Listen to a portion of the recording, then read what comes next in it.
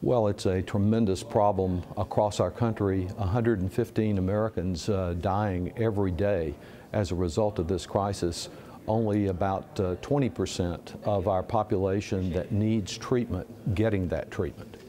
We need significant help. This bill provides modest assistance, less than the Republicans asked for last year, and it is not enough to make up for the failures of the Trump administration. A few speeches, a tweet here and there, throwing a few more people in jail will not solve this problem. We need treatment. We also need to eliminate the assault on the Medicaid program, which is the only source of substance abuse treatment for many needy Texans. Many more would be eligible if Texas had accepted federal dollars for Medicaid. We also need to protect the essential benefits provision of the Affordable Care Act, because that's the way thousands of people are getting substance abuse treatment now. So few people are getting care right now that $3 billion a year won't go very far, but it's better than the nothing we've been getting from President Trump. We have an extensive problem in Texas. Of those counties that have the largest number of deaths, 4 are in Texas. And yet we don't know the full extent of the problem because only 17 of the 254 counties actually report information.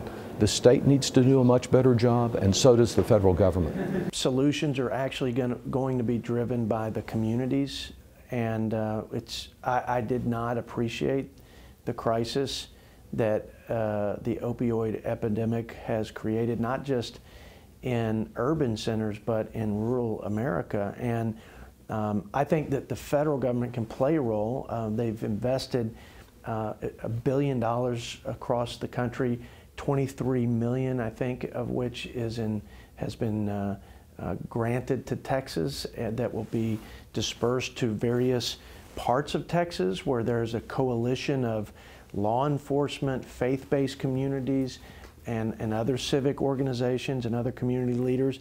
It's really got to be driven by the community, and it's got to be all stakeholders, all hands on deck.